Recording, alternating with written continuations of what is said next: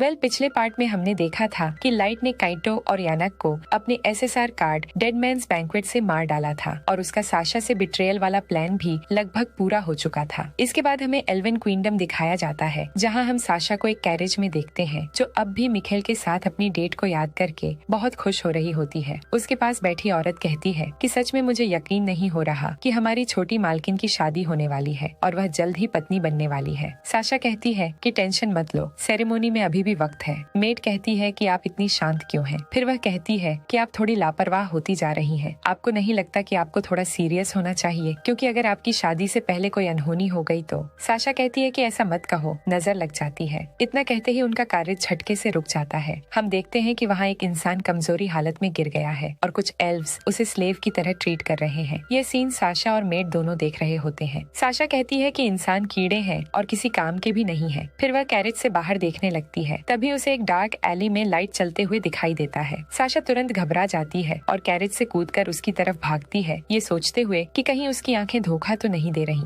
वह खुद को समझाती है कि ये कोई और होगा, क्योंकि लाइट का एबिस से बचकर आना नामुमकिन था। अपनी पूरी जान लगाकर दौड़ने के बाद भी साशा सिर्फ एक डेड एंड वॉल तक पहुंचती है और वह और भी ज्यादा कंफ्यूज हो जाती है, क्योंकि आसपास छिपने की कोई जगह नहीं है। थोड़ी राहत महसूस करते हुए वह सोचती है कि शायद उसकी आंखों ने सच में उसे धोखा दिया। लेकिन जैसे ही वह मुड़ती है, उसे दीवार पर एक नोट दिखाई देता है जिस पर लिखा है कि वह उसे टावर पर इंतजार कर रहा है, और नोट पर लाइट का नाम देखकर साशा चीख पड़ती है। तभी मेड वहाँ आकर कहती है कि आपको क्या हुआ छोटी मालकिन? लेकिन साशा कहती है कि अब लाइट सब कुछ बर्बाद कर देगा। लाइट को मारना ही उसकी जिंदगी बदलने का रास्ता बना था, जिससे वह एक अर्ल की अडॉप्टेड बेटी बनी और अब वह अपनी मैंशन, अपना रिवॉर्ड मनी और यहाँ तक कि मिखेल से अपनी एंगेजमेंट भी खो सकती है। जब साशा टूट रही होती है, तभी लाइट और एली एक इमारत की छत से उसे देख रहे होते हैं। लाइट कहता है कि अब समय आ चुका है। एली उसे भरोसा देती है कि उसे सब उस पर छोड़ देने दो। साशा अब सीखने वाली है कि गलत इंसान को धोखा देने, सताने और नीचा दिखाने का नतीजा कितना दर्दनाक होता है। एली वादा करती है कि वह इस बात को साशा की रूह में तक दर्ज कर देगी, बहुत ज्यादा दर्द और तकलीफ देकर। फिर दोनों वहाँ से जाने लगते हैं और कहते हैं कि ऑपरेशन साशा से बदला शुरू हो चुका है। सीन शिफ्ट होता है। हम दो एल्विन बच्चे निया और किया को देखते हैं, जो एक ह्यूमन स्लेव को पेड़ से बांधकर उससे खेल रहे हैं। वे खुशी खुशी उस पर नाइफ्स फेंक रहे हैं, ये कहते हुए कि जो पहले इंसान को मार देगा वही हार जाएगा। इसी दौरान व्हाइट नाइट्स का एक मेंबर शार्प हैट सोशा नाम की एक ह्यूमन लड़की के साथ खेल रहा है, उसकी स्किन को सूदिंग बताते हुए। लड़की उसे खुश करने की कोशिश करती है, लेकिन ये साफ दिखता है कि पास ही स्लेव की तकलीफ भरी चीखें उसे परेशान कर रही हैं, क्योंकि बच्चे उसकी हथेलियों में नाइफ्स घोंप रहे हैं। शार्प हैट सब कुछ अनदेखा करते हुए हार्डी, जो व्हाइट नाइट्स का कैप्टन है, से कहता है कि उसने सेल्फ प्रोक्लेम हीरो कीटो की खबरें सुनी है। कीटो एक डार्क एल्फ के साथ मिलकर ट्रेजर से एक लेजेंडरी सोर्ड चुरा ले गया, और उससे भी बुरी बात, उस पर एडवेंचरर किलर होने का बाउंटी लग चुका है, जब तक कि एक ह्यूमन ने उसकी पिटाई नहीं कर दी, और अब वह गायब है। शार्प हैट यह भी कहता है कि उसने सुना है बड़े अधिकारी उन्हें उसका गंदगी साफ करने भेजेंगे, और वह ऐसा बिल्कुल नहीं चाहता। ये सुनकर मस्ट, जो व्हाइट नाइट्स का ही एक मेंबर है, कहता है कि क्या आप मजाक कर रहे हैं सर शार्प हैट? ये तो जाहिर सी बात है कि हमें नाइटहुड के एक पुराने मेंबर की वजह से हुई दिक्कतों की जिम्मेदारी लेनी पड़ेगी। शार्प हैट कहता है कि मस्ट, तुम बहुत स्ट्रिक्ट हो, पर मैं तो बस आराम से रहना चाहता हूँ। तभी स्लेव फिर दर्द से चिल्लाता है, क्योंकि बच्चों में से एक उसके कान में नाइफ घोंप देता है। किया अपने स्कोर पर खुश होता है और निया कहता है कि अगला निशाना आंखें होंगी। शार्प हैट उन्हें बीच में रोकता है और कहता है कि वे अपनी गेम से उसका मूड खराब कर रहे हैं, तो अब उन्हें ह्यूमन को मार देना चाहिए। निया याद दिलाता है कि यह उनका स्लेव है और वे उसके साथ जो चाहे कर सकते हैं। ये शार्प हैट की ह्यूमन लड़की की चॉइस से ज्यादा बुरा नहीं है। शार्प हैट कहता है कि उसमें कोई गलती नहीं है, लेकिन मस्ट फिर भी सबको रोकने की कोशिश करता है और याद दिलाता है कि वे व्हाइट नाइट्स हैं। इंसान कमजोर प्राणी है, इसलिए थोड़े समय तक एक पेट के रूप में रखना ठीक है, लेकिन आखिर में उन्हें हमारी चमकती सोच से दया की दुआ की जरूरत है। मस्ट समझाता है कि ह्यूमंस की जिंदगी बस एक दर्द भरी यात्रा है, इसलिए उन्हें एक तेज और खूबसूरत मौत देनी चाहिए। शार्प हैट उसे शर्मीला कहकर हंसता है और कहता है कि यही चीज एक दिन उस पर भारी पड़ेगी। मस्ट भी कहता है कि वह अपने रास्ते नहीं बदलेगा और बच्चे भी उसका मजाक उड़ाते हैं। उसकी कोशिश बेकार होती दिखती है, लेकिन तभी हार्डी सिर्फ एक शब्द बोलता है और सभी डर से पत्थर बन जाते हैं। पास उड़ता एक पक्षी भी उसी पल मरकर नीचे गिर जाता है। सभी के चेहरे डर से जम जाते हैं। हार्डी निया और किया को स्लेव को सताने से रोकने का आदेश देता है, क्योंकि इससे उनकी बैटलफील्ड स्किल्स खराब होंगी। वह मस्ट को भी कहता है कि वह अपनी जजमेंटल आदत छोड़ दे, इससे उसका ड्यूटी भटक सकता है। फिर वह बस शार्प हैट का नाम लेता है और शार्प हैट तुरंत समझ जाता है कि उसे क्या करना है। एक हल्की सी हैंड मूवमेंट में वह स्लेव का सिर उड़ा देता है और उसे उसे उसकी तकलीफ से आजाद कर देता है। उसी एक कट में पूरा पेड़ भी गिर जाता है। हार्डी इसे अनदेखा करते हुए निया और किया से डेड बॉडी हटाने को कहता है और मस्ट को उसका मिशन याद दिलाता है। वे तुरंत उसका आदेश मानते हैं। शार्पेट फिर सोशा से नरमी से बात करता है और कहता है कि वह उसे डराना नहीं चाहता था। वह उसे कमरे में जाने को कहता है और वह बिना समय गंवाए भाग जाती है। यह साफ है कि वह उससे बहुत डरी हुई है। उसके जाते ही हार्डी कहता है कि शार्पेट को ह्यूमंस के साथ अपनी फीलिंग कम रखनी चाहिए। शार्पेट पूछता है कि क्या हार्डी को उनके ब्लड के मिल जाने की चिंता है। हार्डी बताता है कि इतिहास में एल्व्स ने सबसे ज्यादा मेस्ट्रो ब्लड अपनाया है और व्हाइट नाइट्स सिर्फ उन्हीं सब मेस्ट्रोस से बने हैं जिन्होंने उस खून की शक्ति को जगाया है। शार्पेट याद दिलाता है कि मस्ट को छोड़कर बाकी सब अपनी लेवल कैप तक पहुंच चुके हैं। हार्डी कहता है यही उसका पॉइंट है। कई वक्त से कोई नया मेस्ट्रो पैदा नहीं हुआ, इसलिए उन्हें उस ब्लड लाइन को पोल्यूट नहीं करना चाहिए जो अब बहुत मुश्किल से मिलती है। शार्पेट कहता है कि वह कभी हाफ ब्रीड पैदा नहीं करेगा, ये सब बस उसका हॉबी है। उसे मजा आता है जब ह्यूमन औरतें ये सोचकर एक्साइट हो जाती है कि उनका एक एल्फ के साथ मौका है और उन्हें इम्प्रेस रखने के लिए जो भी डेस्परेट काम करती है वही सबसे एंटरटेनिंग है। निया और किया जब डेड बॉडी को घसीटते हैं तो शार्पेट को डिस्गस्टिंग और फ्रीक कहते हैं। शार्पेट उन्हें अनदेखा करता है और कहता है कि सोशा का चार्म अब खत्म हो रहा है तो वह उसे जल्द ही हटा देगा। फिर वह कहता है कि असली मजा तो उन्हें पीठ में चुरा घोंपने से आता है। हार्डी जाने की तैयारी करता है और कहता है कि जल्द ही काइटो की गड़बड़ के बारे में रॉयल ऑर्डर्स आ जाएंगे। कीटो बहुत बेकार था लेकिन नाइटहुड का मेंबर था, इसलिए उनका फर्ज है कि मामला सुलझाना और यह देखना कि यह दोबारा नहीं होना चाहिए। कोई भी जो क्वीन के नाम को गंदा करे उसे भारी कीमत चुकानी होगी। दूसरी ओर हम साशा को देखते हैं जिसकी पीसफुल नींद अचानक टूट जाती है एक तेज आवाज से। तभी हम देखते हैं कि एक टावर कहीं से अचानक खड़ा हो गया है। ये टावर एली ने अपने मैजिक सर्कल से कुछ ही सेकंडों में उठा दिया है। काम पूरा होते ही एली कहती है कि स्टेज तैयार है। दूसरी ओर साशा अपनी बैल्कनी से इस विशाल टावर को देखती है और मान लेती है कि लाइट वहीं उसका इंतजार कर रहा है। फिर नेक्स्ट सीन में हम देखते हैं कुछ ह्यूमन बच्चों को एक कैरेज में स्लेव्स की तरह ले जाया जा रहा है। कैरेज चलाने वाला एल्फ तभी डर जाता है जब अचानक रास्ते में एक मॉन्स्टर आ जाता है और वह तुरंत भाग खड़ा होता है बच्चों को अकेला छोड़कर। पूरे शहर में ये खबर फैल चुकी है कि मॉन्स्टर्स रास्तों पर आ गए हैं और सारी डिलीवरीज रुक गई हैं। लोग कहते हैं कि यह सब उस बड़े टावर की वजह से हो रहा है और क्वीनडम की फोर्सेस इसकी जांच कर रही हैं, लेकिन वे कम पड़ रहे हैं। इसी वजह से उन्होंने सिर्फ जानकारी के लिए ही इतना बड़ा रिवॉर्ड रख दिया है, लेकिन कोई उसके पास जाना ही नहीं चाहता क्योंकि सबको अपनी जान प्यारी है। दूसरी तरफ लाइट इस बात से खुश है कि टावर अभी काफी चर्चा में है और नमूमू को पूरा भरोसा है कि इससे उन्हें एक और रैंक अप मिलेगा। लाइन में इंतजार करते समय दो एल्व्स नमूमू को देखकर कहते हैं कि वह एक ह्यूमन के हिसाब से बहुत ज्यादा हॉट है। ये सोचकर वे बिना किसी झिझक उसके पास आते हैं और पूछते हैं कि क्या वह उनके साथ पार्टी करना चाहेगी। वे उसे कहते हैं कि तुम्हारा वक्त बर्बाद नहीं होगा क्योंकि हम दोनों लेवल 150 से ऊपर हैं। साथ ही वे कहते हैं कि एल्व्स हमेशा ह्यूमंस के साथ नहीं घूमते, इसलिए उसे खुद को लकी समझना चाहिए। एल्व्स बार बार परेशान करते हुए कहते हैं कि वे नहीं चाहते कि नमूमू अपने पार्टी के इन ह्यूमन लूजर्स के साथ वेस्ट हो जाए। नमूमू उन्हें तुरंत चुप कराती है और कहती है कि लाइट ही उसका एक मास्टर है और वे उसकी काबिलियत के लायक नहीं है। लाइट शांति से माफी मांगता है और साफ करता है कि नामुमू उनकी ग्रुप की अनमोल मेंबर है, इसलिए वह उनके साथ नहीं जा सकती। ये सुनकर नामुमू क्लियरली खुश होती है, लेकिन तुरंत ही एल्व्स डिफेंसिव हो जाते हैं और लाइट पर घूंसा मारने की कोशिश करते हैं, कहते हुए कि उनसे किसी ने उनकी राय नहीं पूछी। लाइट बिना किसी हेजिटेशन के थंडर एरो कास्ट करता है, जमीन को उनके सामने से उड़ा देता है और उन्हें गिरा देता है। लोग यह देखकर काफी शॉक्ड होते हैं क्योंकि उसने यह बिना किसी इंचांटमेंट के कर दिखाया। तभी लोग उसे ब्लैक मॉटली के नाम से पहचानना शुरू करते हैं। वे जान लेते हैं कि यही वही डागस डंजन वाला ब्लैक मॉटली है और मैं बता दूं कि लाइट अब थोड़ा बहुत पॉपुलर हो चुका है। ये जानकर सब लोग जल्दी से पीछे हट जाते हैं क्योंकि उन्हें पता है कि लाइट का ग्रुप पूरा बाउंटी अपने नाम कर लेगा। चलते समय गोल्ड कहता है कि सब कुछ प्लान के हिसाब से ही चल रहा है और अब उनकी चर्चा और ज्यादा फैलेगी। इसके बाद सीन शिफ्ट होता है। हम कुछ इल्व्स को देखते हैं जो एक छोटी ह्यूमन लड़की को एस्कॉर्ट कर रहे होते हैं, उसे धमकाते हुए कि अगर वह तेज नहीं चलती तो उसे फिर पीट देंगे। एक इल्व कहता है कि कुछ बात समझ नहीं आ रही क्योंकि हाई लेवल मॉन्स्टर्स का डर कर इतना दूर आ जाना नामुमकिन है। रिवॉर्ड मनी अच्छी है लेकिन उसे लगता है ये सब बहुत ज्यादा रिस्की है। दूसरा एल्फ कहता है कि उन्हें बस उस ह्यूमन लड़की को चारे के रूप में इस्तेमाल करना है और फिर वहाँ से भाग जाना है। मॉन्स्टर्स उसे खाते समय वे कुछ जानकारी भी निकाल सकते हैं, तो ये प्लान अच्छा है। ह्यूमन किड्स ज्यादा पैसे में नहीं बिकते, इसलिए उन्हें चारे के रूप में ही इस्तेमाल किया जाता है। जैसे ही वह यह कहता है, वह छोटी लड़की घुटनों पर गिर जाती है, पूरी तरह थकी हुई और सांसों के लिए तरसती हुई। एल्फ तुरंत उसे धमकाता है, इसलिए वह डरकर फिर चलने लगती है। वह उसे गाली दे ही रहा होता है कि अचानक उसकी हथेली पर कुछ तरल गिरता महसूस होता है। ऊपर देखने पर उसे बस एक विशाल राक्षस दिखाई देता है जो उसे पूरा निगलने ही वाला होता है। और उसके पास कुछ करने का समय भी नहीं होता। बाकी दो एल्फ डर के मारे जम जाते हैं जब वे अपने साथी को बुरी तरह खाया जाता देखते हैं। ज्यादा समय नहीं लगता और मॉन्स्टर उन्हें भी खा लेता है। छोटी लड़की डर के मारे हिल भी नहीं पाती, पूरी तरह कांपती हुई। लेकिन जैसे ही उसे लगता है कि अब उसकी बारी है, मॉन्स्टर उसके पास आता है, फिर उसे स्मेल करके अचानक वहाँ से चला जाता है। इससे वह थोड़ा कंफ्यूज्ड हो जाती है, लेकिन उसकी राहत ज्यादा देर नहीं रहती क्योंकि जंगल में कुछ इंटिमिडेटिंग मर्द उसके सामने आ जाते हैं, कहते हुए कि उन्होंने उम्मीद नहीं की थी कि यहाँ कुछ ऐसा भी हो सकता है। वह बच्ची सबसे बुरी चीज के लिए खुद को तैयार करती है, मानते हुए कि अब उसे कोई नहीं बचा सकता। लेकिन लीडर अचानक उस पर पोषण डालता है, ये कहते हुए कि वे उसे गंदी और घायल हालत में नहीं रख सकते। लड़की देखती है कि उसकी चोटें ठीक हो चुकी हैं और वह पूछती है कि उसने उस पर पोषण क्यों इस्तेमाल किया। वे कहते हैं कि अब उसे नए जूते बनाकर देंगे, साथ ही एक वॉकिंग स्टिक भी। वे पूछते हैं कि क्या तुम पानी पीना चाहोगी, और उसके घायल शरीर को पूरी तरह केयर करते हैं। लीडर फिर एक बर्ड के जरिए अपने बॉस अयुकी को मैसेज भेजता है कि उन्होंने एक और चाइल्ड को रेस्क्यू कर लिया है। अयुकी टावर पर बैठकर उनका मैसेज सुन रही होती है। तभी एली उसके पास आकर पूछती है कि काम कैसा चल रहा है, क्योंकि ये पहली बार है जब वे सरफेस पर आए हैं और अयुकी को एक साथ कई मॉन्स्टर्स कंट्रोल करने पड़ रहे हैं। अयुकी अपने यूजुअल अंदाज में कहती है कि उसे इससे कोई परेशानी नहीं हो रही है। एली उसे याद दिलाती है कि लाइट ने कहा था कि अगर जो भी प्लान में दिक्कत खड़ी करे तो उनको खत्म कर दिया जाए। इसलिए एली जानना चाहती है कि क्या अयुकी इसके लिए बिल्कुल ठीक है। अयुकी हाँ में जवाब देती है, लेकिन एली सोच रही होती है कि क्या सब कुछ सच में स्मूथ चल रहा है। वह बस सोच सकती है कि यह टेस्ट है उनकी मॉरल स्टैंडर्ड्स और इमोशनल इंटेलिजेंस को जांचने का। गलती की संभावना 0 नहीं है और कोई भी राइट और रॉन्ग को गलत समझ सकता है। एली सोचती है कि क्या उसे अयुकी को छोड़कर बाकी सबको वार्निंग देनी चाहिए, लेकिन यह लाइट की इच्छा के खिलाफ होगा। तभी अयुकी उसे रोकती है और कहती है कि उसे चिंता करने की जरूरत नहीं। एली कहती है कि उनका अस्तित्व लाइट की सेवा के लिए है, इसलिए उनके इंटेंशंस को समझकर उसे ऊपर उठाना उनका फर्ज है। अयुकी साफ करती है कि मास्टर लाइट जितना कहते हैं हमको उतना ही करना चाहिए, उससे ज्यादा कुछ नहीं। वे उसके लिए जीते और लड़ते हैं, उसे शांत करते हैं, उसकी सेवा करते हैं, उससे प्यार करते हैं, उसकी पूजा करते हैं, उसके साथ खड़े रहते हैं, उसकी तलवार और ढाल बनते हैं, उसके लिए मारते और मरते हैं, उसके लिए जलते और राख होते हैं। इसलिए उन्हें बस इतना सोचना है कि वे यूजफुल रहें, उसके अलावा बाकी सब कुछ फालतू है। एली आह भरती है और सोचती है कि अयुकी खुद को एक पेट मानकर खुश है, लेकिन वह इसे समझ नहीं सकती। अयुकी कहती है कि वह भी एली की सोच नहीं समझ सकती और सिर्फ उसे लाइट की इच्छा को समझने की कोशिश करते देखकर उसे मारने का मन करता है। एली की निगाहें अचानक ठंडी हो जाती हैं और वह पूछती है कि क्या अयुकी सच में सोचती है कि वह उसका सामना कर सकती है। अयुकी कहती है कि वे आसानी से इस बात का जवाब पता लगा सकती है। यह एक अच्छा अनुभव होगा कि दो लोग अपनी कैपेबिलिटी पर भिड़े तो क्या होता है। एली धमकाते हुए कहती है कि उसका मजाक बहुत घटिया है, लेकिन अयुकी चेतावनी देती है कि अगर एली लाइट की इच्छा का पालन नहीं करती तो वह उसे वहीं खत्म कर देगी। दोनों के बीच इंटेंस माहौल बन जाता है। तभी अयुकी के मैन टेलीपैथी से उसको बताते हैं कि डिलीवरी पूरी हो गई है और कोई मुसीबत नहीं आई। दूसरी ओर छोटी लड़की उनका धन्यवाद करती है क्योंकि अब वह बाकी बच्चों के साथ सुरक्षित है। एली मानती है कि उसकी चिंताएं बेकार थीं। जाते हुए वह कहती है कि यह बातचीत काफी यूजफुल रही और उसे अयुकी के असली ख्यालों की एक झलक मिल गई। दूसरी ओर रात में साशा अपने कमरे में बैठी सोच रही होती है कि लाइट के टावर वाले इनविटेशन के बारे में क्या करे। टावर के आसपास लेवल 100 से ऊपर के मॉन्स्टर्स हैं, इसलिए उसके लिए अकेले पहुंचना नामुमकिन है। लेकिन अगर वह व्हाइट नाइट से मदद मांगेगी तो वे समझ जाएंगे कि लाइट अभी भी जिंदा है। इतनी सारी कॉम्प्लीमेंट्स के बावजूद साशा जानती है कि उसे किसी तरह उस टावर तक पहुंचना ही होगा और फिर लाइट के कॉफिन में आखिरी कील ठोकनी होगी। अगले दिन एल्फ काउंसिल एक मीटिंग में जुटा है, यह तय करने के लिए कि वे मिस्टीरियस टावर और मॉन्स्टर्स के मामलों में क्या करें। चांसलर कहता है कि उन्हें व्हाइट नाइट्स को तुरंत भेजना चाहिए क्योंकि एनिमी के गोल्स और स्ट्रेंथ्स अननोन है।